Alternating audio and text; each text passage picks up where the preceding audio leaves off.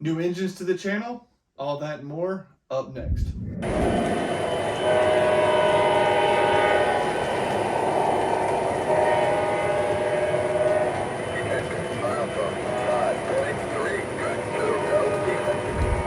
Hi guys, welcome back to TJ's Model Trains. Obviously it has been a minute since I've done a legitimate video. I've done some shorts and things like that just to keep, I guess, some content in front of y'all or whatever you want to call it. Obviously it's June. Haven't done a real good video since I think February or March. Just busy season for me with work. And we've had a lot of rain here in the last week, so I figured better take the opportunity to do a video while I can.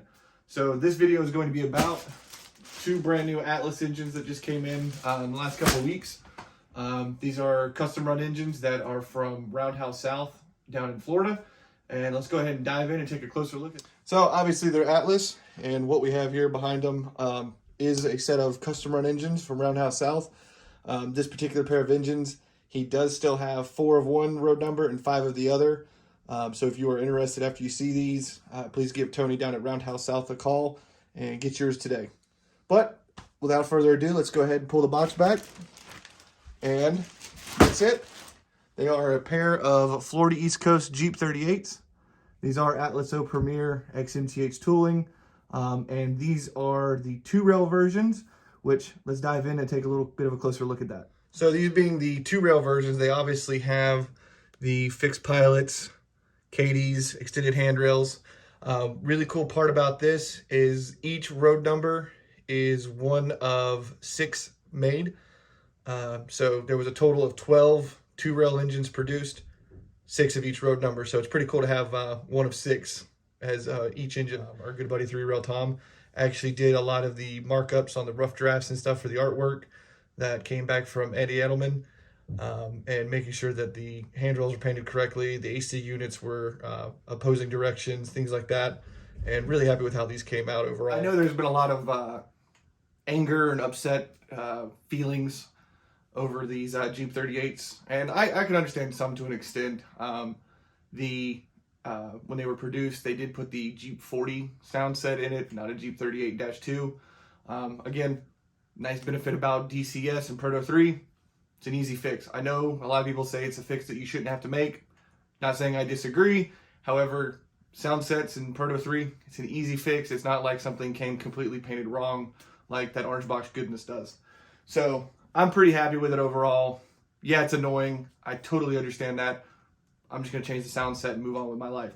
The other things that were I've seen brought up, definitely something that I've noticed with Atlas, and I think it's more of a supply issue on their end. The glue that they use doesn't seem to hold up very well. I actually did have a vent on this engine that once it was delivered, the little vent on top the glue let go of. Took me all of 10 seconds just to glue it back on. I know there's some people that have issues with the walkboards that have come up. That's not a new thing. I've got plenty of MTH engines that the walkboard glue is given up on. Just part of the deal when you have added on detail like that. It just sometimes doesn't stick right.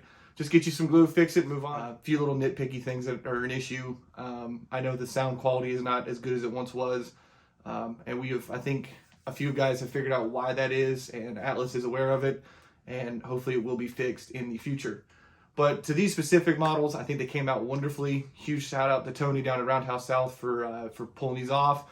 And obviously thanks to Tom for helping out with the artwork and making sure that they came out, So perfect. For these GP38 specifically, FEC did have weed cutter plows on them.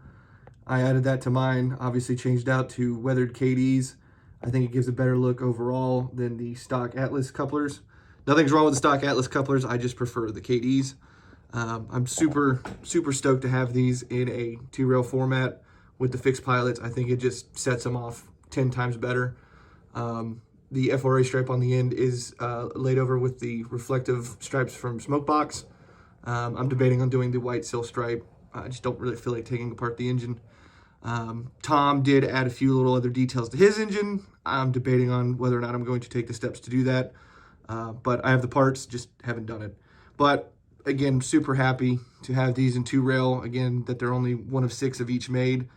I think that's just really cool and unique, and I'm glad I was able to have the opportunity to get them. And the blue's just spot on. I love the blue. It's awesome.